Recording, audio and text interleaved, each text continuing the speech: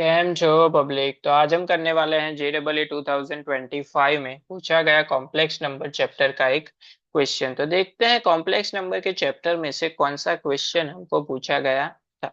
तो क्वेश्चन कुछ ऐसा पूछा गया है, if alpha and beta are the roots of the equation 2z² minus 3z minus 2i is equal to 0, where I is equal to √-1, then 16 into real part of alpha raised to 19 plus beta raised to 19 plus alpha raised to 11 plus beta raised to 11 upon alpha raised to 15 plus beta raised to 15 into imaginary part of same is equal to क्या होगा। तो यहाँ पे सबसे पहले तो हमको क्या करना है, इस इक्वेशन को सॉल्व करके अल्फा एंड बीटा फाइंड करना है। उस अल्फा एंड बीटा की वैल्यू को यहाँ पे पुट करनी है एंड उसको सिंप्लीफाई करना है, real part imaginary part find करना है। चलिए देखते हैं इस वाले क्वेश्चन को हम कैसे सॉल्व करेंगे। सबसे पहले तो यहाँ पे जो कॉम्प्लिकेटेड पार्ट है वो सिंप्लीफाई कर लेते हैं। यहाँ पे सबसे कॉम्प्लिकेटेड पार्ट जो है ये पावर वाला है, तो वो लिख लेते हैं।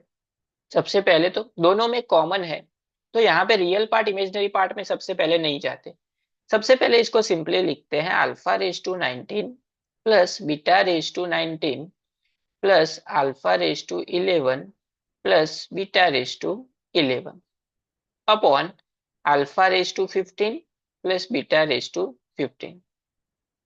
अभी यहाँ पे देखिए डिवीजन में क्या है, alpha raise to 15 and beta raise to 15। अगर इन दोनों को हमको डिलीट करना है तो हमको क्या करना पड़ेगा, ऊपर की साइड से दोनों में से alpha raise to 15 and beta raise to 15 को क्या लेना पड़ेगा, कॉमन लेना पड़ेगा। तो इन दोनों को सबसे पहले तो साथ में लिख लेते हैं, alpha raise to 19 plus alpha raise to 11 plus beta raise to 19 plus beta raise to 11 upon alpha raise to 15 plus beta raise to 15 लिख सकते हैं, ऐसा लिख सकते हैं।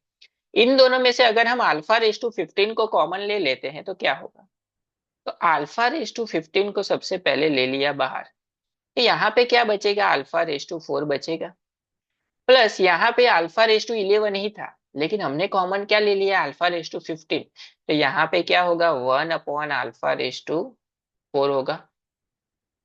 सेम उसी तरह से अगर हम इन दोनों में से बीटा रेज टू 15 को बाहर लेते हैं तो अंदर क्या बचेगा, beta raise to 4 plus 1 upon beta raise to 4 divided by alpha raise to 15 plus beta raise to 15। अभी यहाँ पे alpha raise to 15 and beta raise to 15 को अगर हमको कैंसिल करना है तो इसका क्या करना पड़ेगा, रीग्रुपिंग। लेकिन उसके लिए क्या चाहिए, इन दोनों की वैल्यू क्या होनी चाहिए, सेम होनी चाहिए। चलिए देखते हैं सेकंड पार्ट को, यहाँ पे इसको यहीं रहने देते हैं। अब आते हैं हम लोग हमारे इक्वेशन पे। तो इक्वेशन हमारे पास कुछ ऐसा है कि 2 raise to z² minus 3z minus 2i is equal to 0, ये इक्वेशन है हमारे पास। अभी यहाँ पे हमको इसको किस फॉर्म में लाना है, alpha raise to 4 and 1 upon alpha raise to 4 के फॉर्म में लाना है। तो हम क्या करेंगे, इन सभी को z से डिवाइड करते हैं। तो सबको z से डिवाइड करेंगे तो 2z² by z minus 3z by z minus 2i by z is equal to 0 लिख सकते हैं, ऐसा लिख सकते हैं। z कैंसिल, z की 1 पावर कैंसिल, तो 2z minus 2i upon z is equal to -3 सामने को भेज देते हैं तो क्या हो जाएगा, +3। इन दोनों में से 2 कॉमन एंड 2 को सामने की साइड भेज देते हैं तो हमको क्या मिलेगा, z minus I upon z is equal to 3/2, ये मिलेगा हमको। अभी यहाँ पे देखिए, ये जो अल्फा एंड बीटा है वो रूट्स किसके हैं, इस वाले इक्वेशन के हैं। तो इस वाले इक्वेशन का सिंपलेस्ट फॉर्म ये है। इसका मतलब ये हुआ कि z की जगह पे अगर हम एक बार अल्फा लिखे दूसरी बार बीटा लिखे तो हमको क्या मिलेगा, इसका आंसर मिलेगा। इसका मतलब ये हुआ कि अगर हम z की जगह पे क्या लेते हैं, अल्फा लेते हैं, तो alpha minus I upon alpha is equal to 3/2 ऐसा लिख सकते हैं। हमको लेकिन कितनी पावर चाहिए, अल्फा की 4 पावर चाहिए। तो हम क्या करेंगे, सबसे पहले 2 पावर लेंगे एंड 2 पावर लेके उसके बाद वापस से 2 पावर लेंगे। तो दोनों साइड क्या ले लेते हैं, स्क्वायर ले लेते हैं। तो a माइनस बी का होल स्क्वायर, तो सबसे पहले क्या होगा, ए स्क्वायर यानी कि alpha square, plus B square यानी कि आई का स्क्वायर क्या होगा, -1। तो यहाँ पे I square upon alpha square लिख सकते हैं ऐसा, -2 alpha into I upon alpha, तो अल्फा अल्फा हो जाएगा कैंसिल, लिख ही देते हैं 2 alpha into I upon alpha is equal to 9/4 लिख सकते हैं ऐसा, ये कैंसिल आउट हो गए। तो अल्फा स्क्वायर, आई स्क्वायर मतलब -1 upon alpha square -2 I is equal to 9/4 ऐसा लिख सकते हैं। -2 आई सामने चला जाएगा तो प्लस हो जाएगा, तो alpha square -1 upon alpha square is equal to 9/4 +2 I ऐसा लिख सकते हैं हम, हाँ लिख सकते हैं। अभी देखिए हमको α⁴ -1/α⁴ चाहिए था, तो हम क्या करते हैं, इसका वापस से क्या लेते हैं, स्क्वायर लेते हैं।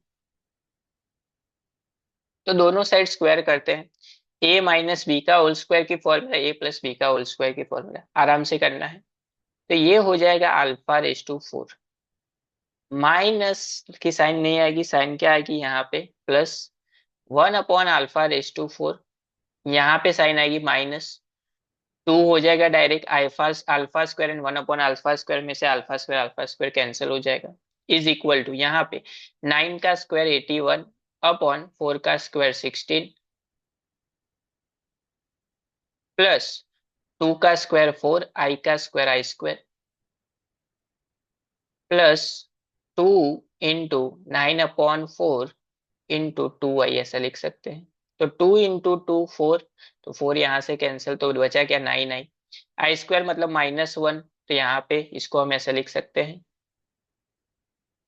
α⁴ +1/α⁴ -2 इज इक्वल टू 81/16 -4 +9 आई लिख सकते हैं, ऐसा लिख सकते हैं। -2 सामने चला जाएगा तो +2, तो α⁴ +1/α⁴ इज इक्वल टू 81/16, -2 सामने चला जाएगा तो +2 हो जाएगा, यानी कि इसमें से माइनस हो जाएगा, तो यहाँ पे बचेगा -2 +9 आई ऐसा लिख सकते हैं। ये 16 यहाँ पे एलसीएम में चला जाएगा तो 81 - 32, तो α⁴ +1/α⁴ इज इक्वल टू 81 - 16 करेंगे तो हमको मिलेगा 49/16 +9 आई। तो ये मिल गई हमको फाइनली α⁴ +1/α⁴ की वैल्यू। अगर हम अल्फा की जगह पे बीटा रखते हैं तो भी वो भी क्या होगा, सेम ही होगा। तो इसका मतलब ये हुआ कि सिमिलरली β⁴ +1/β⁴ इज इक्वल टू वो भी क्या होगा, 49/16 +9 आई होगा। इसका मतलब ये हुआ कि ये जो α⁴ +1/α⁴ है एंड β⁴ +1/β⁴ है, वो दोनों क्या है, इक्वल। इसका मतलब ये हुआ कि यहाँ पे ये दोनों की वैल्यू क्या है, इक्वल है। इसका मतलब इसका क्या होगा, रीग्रुपिंग। तो इसको हम ऐसा लिख सकते हैं, α⁵15 β⁵15, इन दोनों की वैल्यू कॉमन है तो वो आ जाएगी 49/16 +9 आई। डिवीजन में α⁵15 β⁵15 दोनों क्या हो जाएंगे, कैंसिल। तो ये है रियल पार्ट यहाँ पे रखने के लिए, ये है 9 जो है वो इमेजिनरी पार्ट यहाँ पे रखने के लिए। चलिए रख देते हैं। तो 16 इंटू रियल पार्ट 49/16, तो 49/16 एंड इमेजिनरी पार्ट जो है वो क्या है, 9, तो यहाँ पे आ जाएगा 9।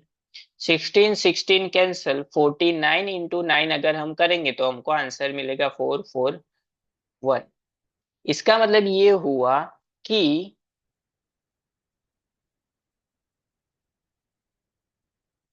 हमारा जो आंसर है वो क्या होगा, 441, जो हमको क्वेश्चन में पूछा गया